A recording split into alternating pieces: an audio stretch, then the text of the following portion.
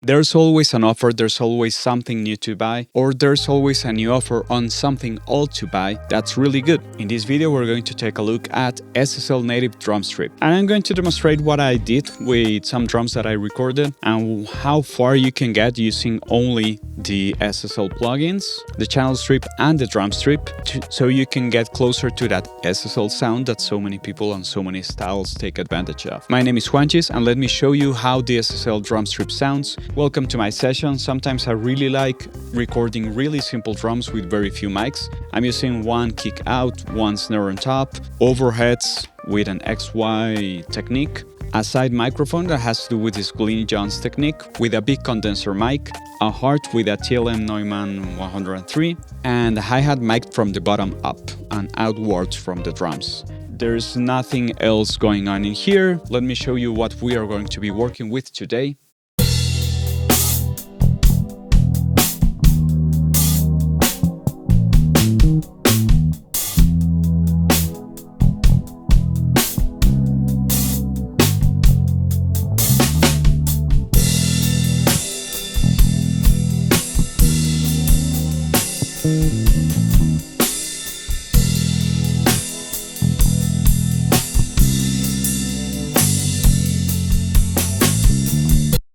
Okay, so that's all we've got going on. I only grabbed a couple of bars, one with a really emphasized hi-hat and one with a really emphasized ride. So as I said, everything has been set up using only the drum strip or the channel strip or a combination of both. In this case, let me give you a small rundown. It will be fast. You have a gate section that's always useful. I feel like the drum strip is some sort of half channel strip with some extra flavor to it. So we have a gate section because sometimes when you have a kick like this, I'm going to turn it off. You can always get a couple of snare hits bleeding.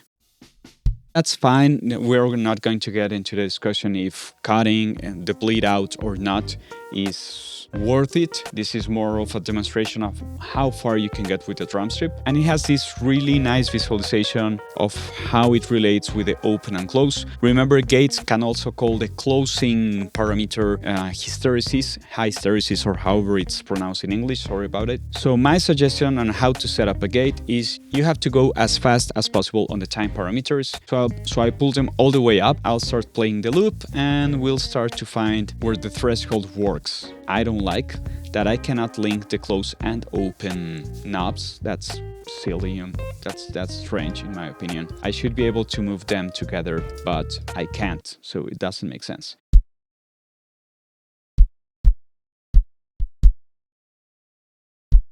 What I'm looking for is trying to get the most out of the kick without getting this bleeding into it, but I want to get this hit also.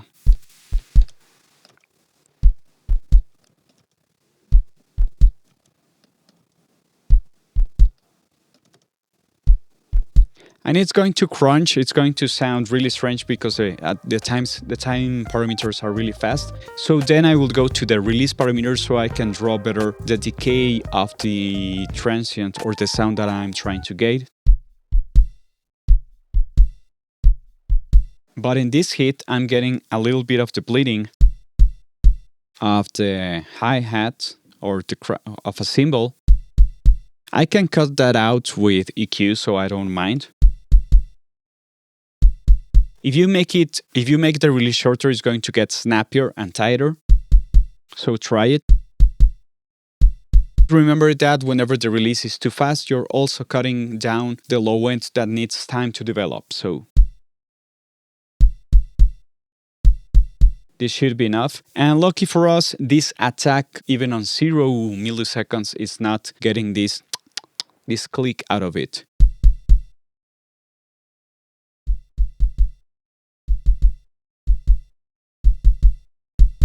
I will probably leave it at 0, and that's good enough.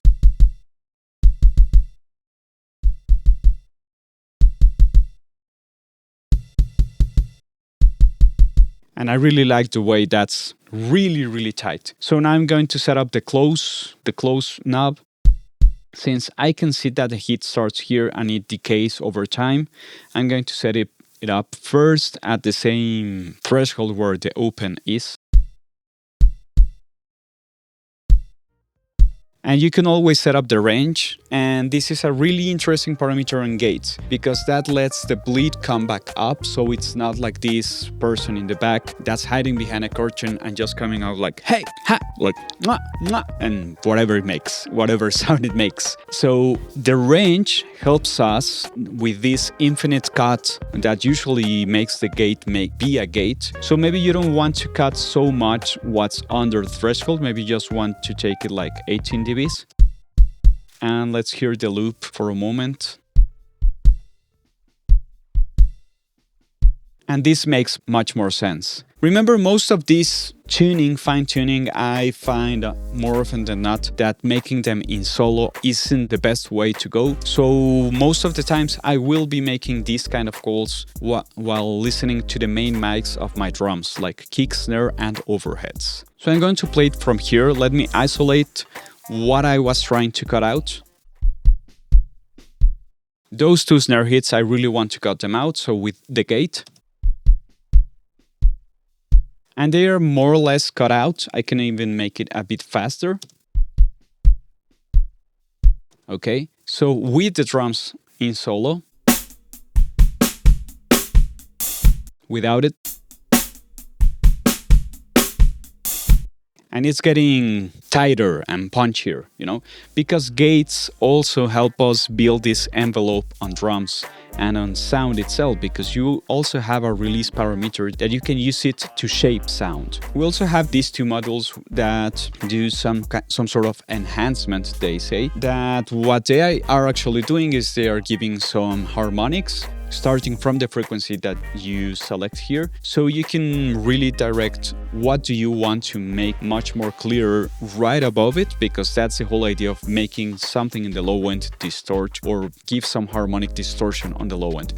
Because most gadgets, most headphones can't reproduce well 40-50 Hertz. So we have to make this information clearer around 120, 150, even 200 Hertz. So we can push a drive with this thing and maybe take advantage of the fourth harmonic and fifth harmonic. That 50 Hertz is going to be around 250 and 200 Hertz. See what I mean? So you can push it as hard as you want, but this will also make some sort of all-pass filtering. So be careful with it. Let me show you with it on and off.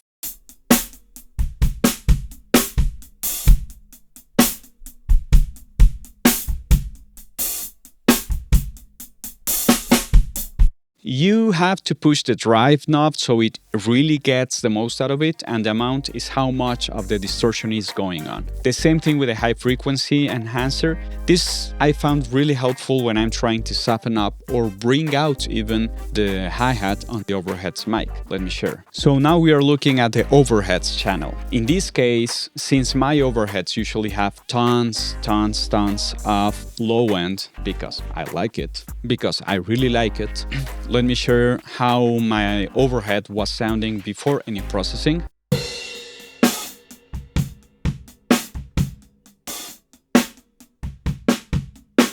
And with the processing from the Drumstrip.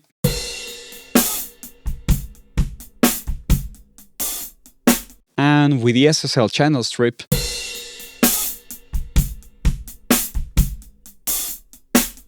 Okay, and again, the only thing that matters is how it all interacts, because they are drums. They have this really complex way of interacting because it's a single instrument microphone in multiple ways, in multiple times, where it's everything relating to itself. The overheads without any processing, but the whole kit sounds like this.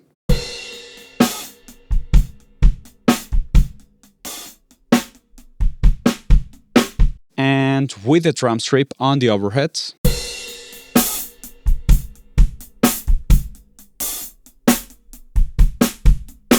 And with the channel strip after the drum strip on the overheads.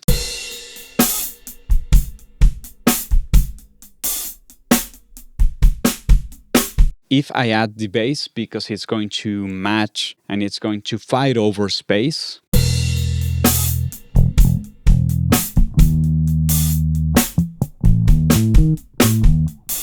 now it doesn't fight over space. So let me lower the gain output because your plugins will clip, and that's something you really don't want. How I'm using the Drumstrip on the overheads, I'm using more of the Transient Shaper module. If you move the speed knob towards the 1, a higher transient attack. Let me share. If I go all the way down, it's going to make it softer. But again, you have to mess around with the amount knob so it applies that. You have to apply it. You have to use the amount knob. I said that I could also use a high frequency enhancer to make some harmonic distortion on the high end. So here I'm thinking a lot about the chain in the snare, and I'm driving it a bit and I'm applying a bit to it. And I'm also taking advantage that I have some low end and I'm bringing it a lot closer to you.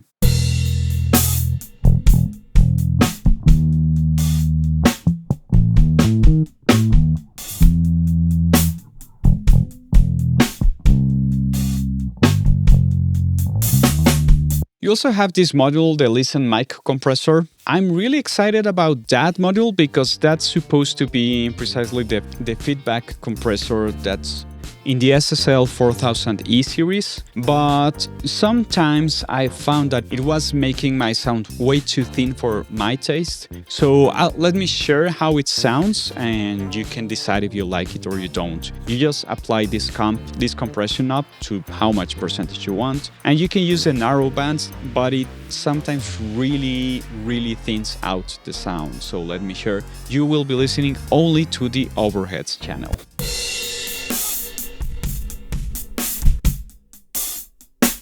See, now you have this blasting sound, this really crush, this really smash sound, and that can be really useful if you're looking for that, maybe for a room mic. And you can use a narrow band, so you don't get this extreme low end into the Listen Mic Compressor, and you can really smash it. Like, it probably sounds great in a couple of things, like maybe vocals and maybe a room mic, or even in some other mics that are placed in strategic places within your drum kit. But for the overheads, I don't find it really useful. On my snare channel, I have more a combination of the two plugins working together. So I'm pushing a little bit more on the low end in the snare after I fixed or I applied some tone to it. The frequency selector for the frequency enhancer is really important because that's what really brings the drums to your taste, to whatever you're looking for tone-wise. So let me share. Without it, you will be listening to the whole kit, and these plugins are only applied on the snare channel.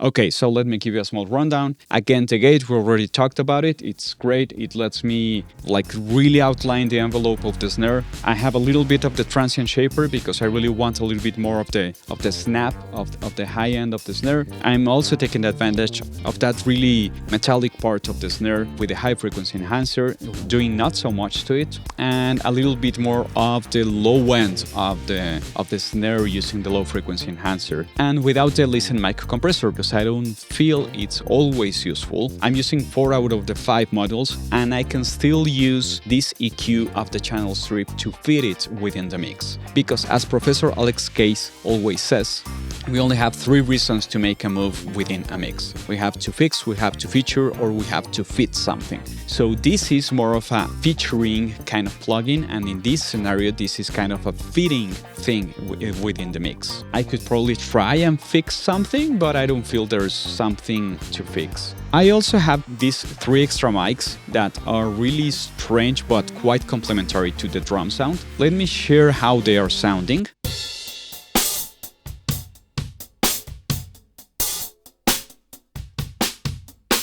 And this sound, now that you heard it, it's going to be adding up to the main drum sound that are these 3 main channels that we were working on. So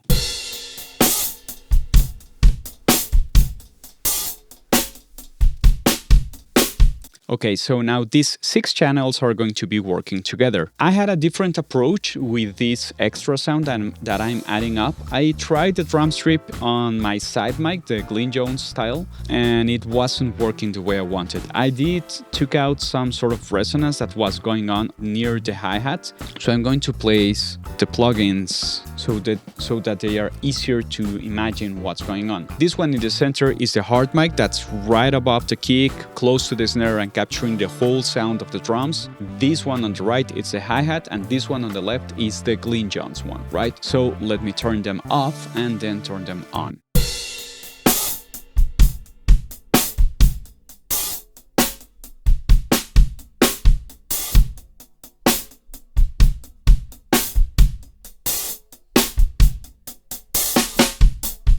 I feel like they are helping a lot to the low end, to the bass sound, to the overall tone of the drums. The channel strips, I'm only using the compressor of the channels because I want this to help me make like a really consistent sound on the sides of the drums. And then this middle mic, the hard mic, is going to help me like really push things through the middle of the mix. So again, I'm only using low frequency enhancer, high frequency enhancer, and in this case, I am using the mic compressor that's smashing completely the sound. I'm not using it completely wet because sometimes you don't need everything about it. We will be listening only to the hard mic and this plugin in the middle. I'll push it full wet, full dry, and then we will move back towards the 35% that I have.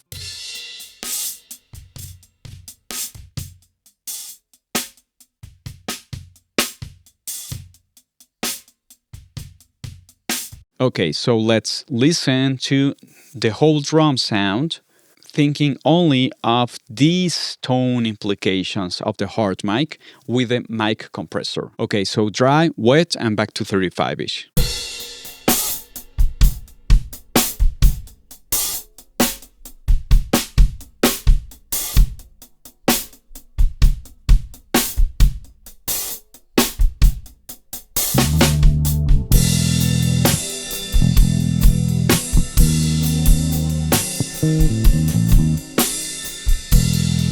Okay, so I honestly think it's a great plugin at the moment. I really like the plugin. I didn't think it could bring something really new to the way I work, but I will probably combine it with other plugins as well. I probably won't be using it all over the drums, so not everything gets that sound, and that's what makes colors really shine where you need them. At the moment, it's on discount on Plugin Boutique, so I will be leaving a link in the description. If you like to support the channel, check it out, download the demo. You have 30 days to try it out. It's really cheap right now. It's $20. So remember that one of the things why I like buying in Plugin Boutique, and I'm happy that SSL has made this offer that's only available through Plugin Boutique, is that you get rewards and tokens, and these sum up so you can buy some plugins or you can get some discounts of the plugins that you want to buy later on that you really like. If you like this kind of videos, be sure to hit that like and subscribe button right underneath. Leave a comment. Be sure to check the videos that I've been doing. This is going to be my new English speaking channel, and all the way from Mexico City, my name is Juanchis, and thanks for listening.